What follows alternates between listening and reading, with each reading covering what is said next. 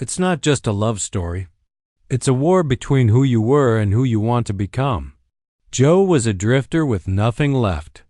Lana was the heart of a family farm. Together, they built something real. Until Joe's past associations came to burn it down. If you love grit, tension, and a romance worth fighting for, Endless Waterfall delivers. Chapter 14. Smoke Signals. By morning, Lower Hutt's backstreets buzzed with rumor. Police cars had choked off the road near the burned-out bungalow, crime scene tape flapping in the breeze while forensics picked through the ashes. 2 bodies were found inside, unidentified, but those who needed to know already did. Den Morrison sat in a leather chair that didn't belong to him in a house that did. A 2-story brick number in Woburn dressed up like a legitimate success. Glass art on the walls, granite countertops, an espresso machine hissing quietly in the kitchen. Den was clean-cut, always had been.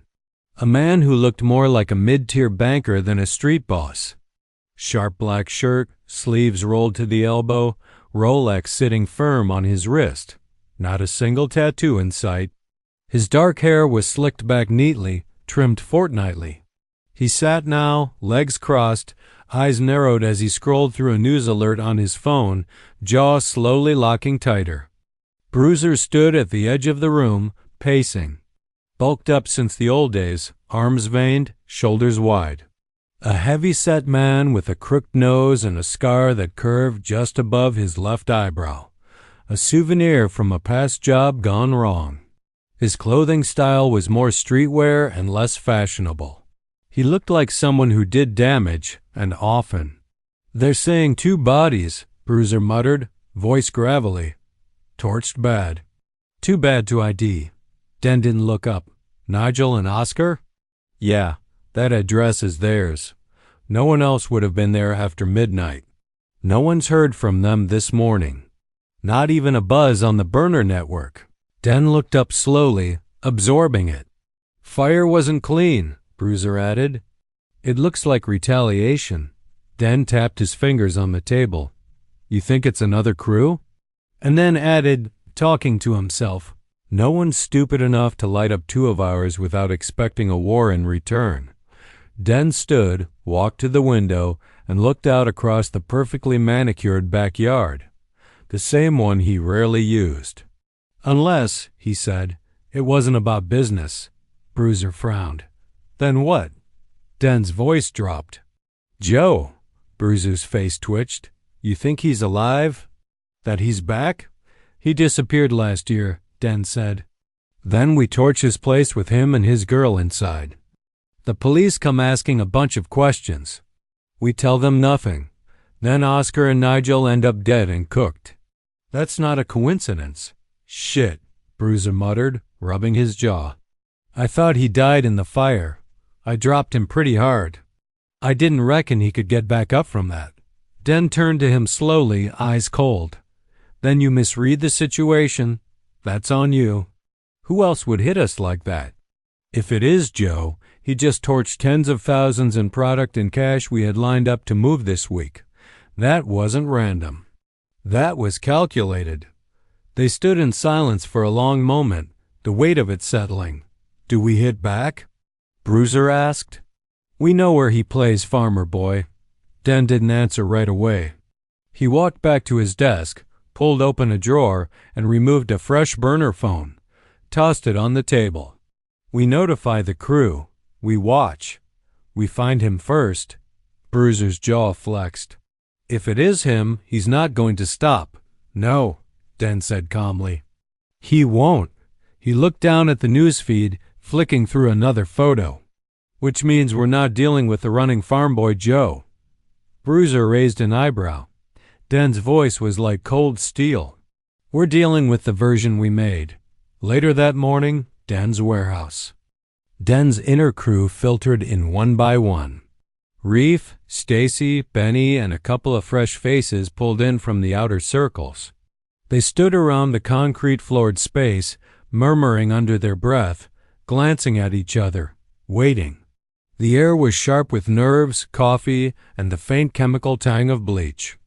Bruiser leaned in the corner, arms crossed, a worried look on his face. Then Den emerged from his office. The room quieted instantly. Den smiled faintly, but it didn't reach his eyes. He didn't raise his voice. He never needed to. "We've lost 2 men," he began, walking slowly to the center of the room. "Oscar and Nigel are gone. Burned to ash with $20,000 in cash, kilos of stock, and a grow room ready to flip." Murmurs. Faces turned pale. Den raised a hand. "Needless to say, this is bad for business. We don't know for sure who lit it, but there's only one name that makes sense right now. He let it hang. Joe Taylor," Den said evenly. "That name sound familiar?" "It should. He walked out on us. Didn't just vanish. Defected." Den's eyes swept the room. "And now?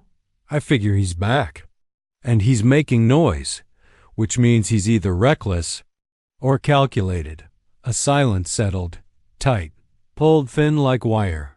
Faces pale, eyes twitching. Joe's name was rising again, like a ghost. Like a reckoning.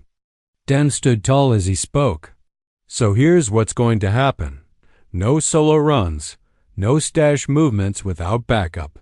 You see anyone lurking, anyone, you let me know. You don't confront him alone. You keep your eyes open. If it's Joe, he's not playing small ball, and we're not going to give him another window." He paused. "This is business. That gear was meant to move. That cash was part of our North End rollout. He didn't just take 2 bodies. He cut our week's earnings drastically. That's my business." "That's your pay." Den took a breath, calm but sharp. "So until this is done, you act like the wolves I raised. You stay sharp. And if you get eyes on him, work as a group to capture him. Is that clear?" Heads nodded. "Good," Den said. "Because the next one who underestimates him ends up like Oscar." Bruiser looked up. The crew saw something flicker in Den's expression. "Let him come," he said under his breath. Den felt something he hadn't expected. Not fear, but something close. Anticipation. Riley and Patel. Detective Constable Riley leaned back in the driver's seat of their cruiser. Parked beneath a manicured tree on a quiet, expensive street in Woburn, she stared across the road at the neat brick house with black steel gates and frosted glass windows. Den Morrison's place. Too tidy, too sterile, too clean for someone who had blood on his hands. Constable Patel sat in the passenger seat, notebook open but idle in his lap, ruminating over the case. He was younger than Rayleigh by a decade. Sharp, methodical, still clinging to idealism, though it had frayed over the last few months. They'd been notified about the charred wreck of the house just before dawn. 2 charred bodies. Fire accelerant. Gang-linked property. No witnesses. No security footage. No prints. Riley sipped her takeaway coffee, her face unreadable behind aviator sunglasses. The kind of look that didn't invite conversation unless she started it. Patel finally broke the silence. "So, we investigate a few possible suspects over the next day or 2. Probable gang patch rivalry." Riley didn't turn. "Fits the pattern," she said. "Or was it vigilante justice?" He asked. "Anything is possible at this stage of the investigation," she said. "It could be Joe Taylor. 2 gang members, brutal takedown. Arson to wipe the evidence, and he's got motive." Patel gave a slow nod. "The aggressor is deliberate, targeted. You don't kill like that unless you've got a serious beef." Riley looked across the street at Den's property. No vehicle parked in the drive, curtains drawn, no movement. Patel followed her gaze. "We going in?" "Not yet." Patel's brow furrowed as he stated. "Revenge killings can escalate. If Joe's behind this, he's playing a dangerous game." Riley's mouth tensed, but her voice stayed calm. "We both suspect that Den's gang is behind the farm cottage fire. We interviewed Lana and Joe at the hospital. We took the statement, but the Crown said no evidence. No charges. So now?" This is what's left when the system fails. Sounds like you're saying we let him go full John Wick? Patel asked, half joking. Riley finally turned to him, serious. I'm saying maybe we let it play out a little. Patel blinked. You serious? 2 dead dealers, she said. Probable stash of guns, drugs, and enough cash to fund a small army. No innocents caught in the fire. Just predators burning each other. That's a slippery slope, Patel said. It's not a slippery slope if you already know the bottom, she muttered. They sat in silence a moment longer, watching. Then Riley sighed, pulled off her sunglasses, and reached for the car door. Come on, let's knock. Keep it casual. The front of the house was pristine. Smooth brick, polished windows, white flowers lining the path like a funeral arrangement waiting for a body. Riley rang the doorbell once. No answer. Patel knocked, firm but polite. Nothing. Riley looked up at the security camera near the porch light. He sees us, she said. You think he's watching? Patel asked. I think he's counting down, Riley replied. They waited a few seconds longer. Still no answer. Riley stepped back, scanning the windows again. Patel scribbled a note for their report, attempted contact. No response. As they returned to the car, Riley muttered to herself just loud enough for Patel to hear, if this is revenge. It's just getting started.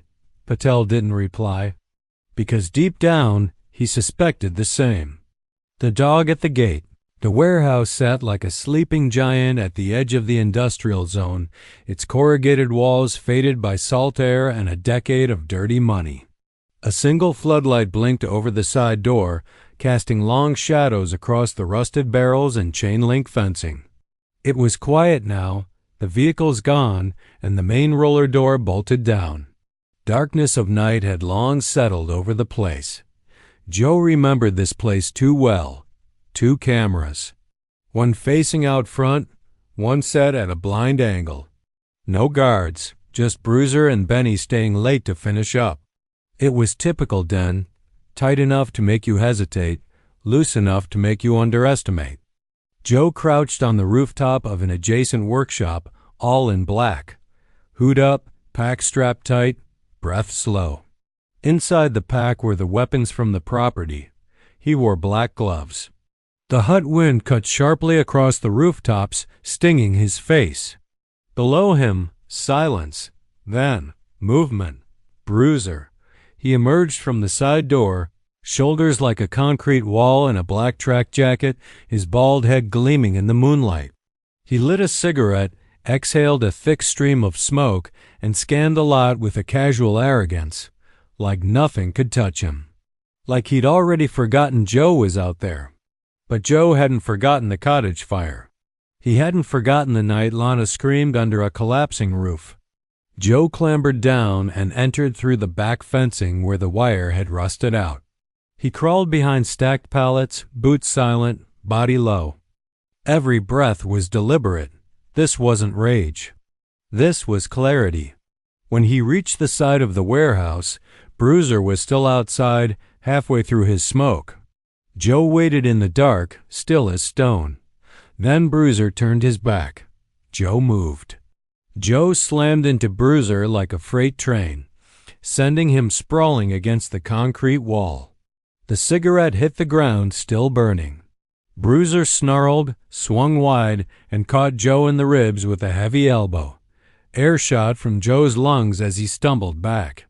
You! Bruiser spat, blood on his gums. I thought I had killed you back on that farm. I'd better finish the job this time. Joe didn't answer. He charged again. They slammed together, fists flying. Raw, dirty violence. Like animals. Bruiser grabbed Joe by the collar and drove him backward into a steel drum, rattling the chain fence.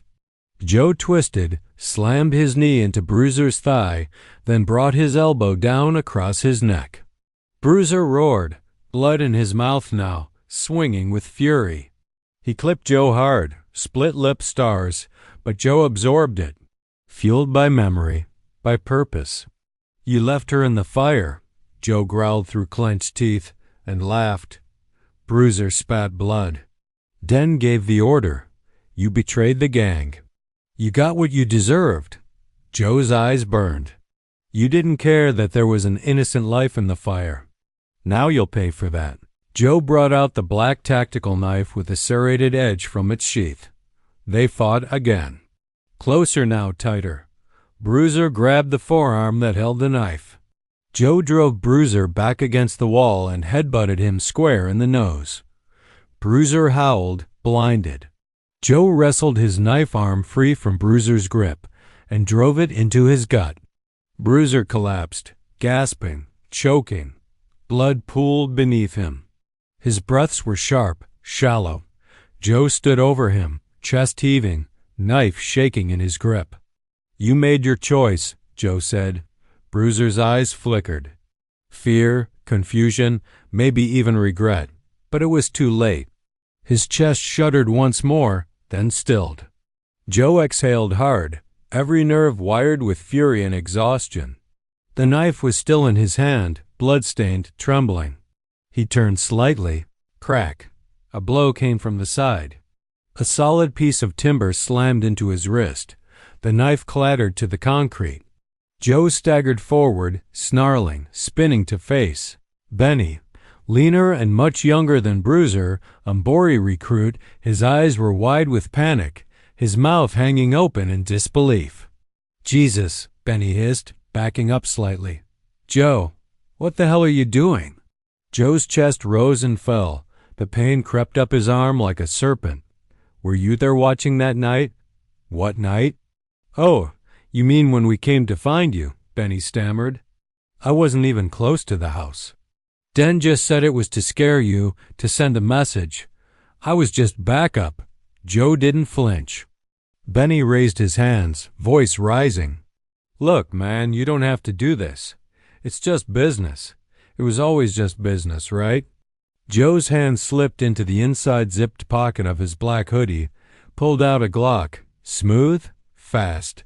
Benny's eyes widened. Wait, 2 shots. Muffled pops in the night air. Benny jerked backward, legs giving out instantly.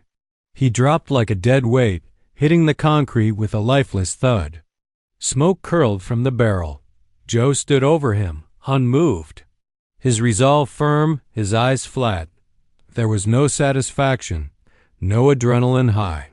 Only gravity. Still wearing his black gloves, he slid the Glock into Bruiser's hand. Picked up the knife and placed it in Benny's hand. To the cops, it would look like a fallout between 2 members. Joe unreeled a hose from the side of the building, and water blasted the scene to wash away any evidence of him being there. He hosed the bodies and watched the blood descend down the grate of the drain. He pulled a burner phone from his jacket pocket, already prepped, and snapped a photo of Bruiser's lifeless body. He sent it to a number he hadn't used in months. No words, just the image, a message, a reckoning. And somewhere in Woburn, Den's phone would soon light up, and he'd know. Vengeance was coming for him next. And without a word, Joe walked away from the bodies cooling behind him. He stumbled down the alley behind the warehouse, keeping to the shadows. His knuckles were sore, his lips split, pain pulsing in his side. His arm had gone numb. But he was standing. He was alive, and Den's second in command was gone. One left. Den. Hi. Before you watch the next chapter, remember to connect with J. Pilgrim. Discover the magic. Embrace the wisdom. Live the adventure. Explore the world of J. Pilgrim by checking out the links in the channel description. Also, remember that liking, subscribing, and sharing helps this channel reach more people who love fiction stories. See you in the next episode.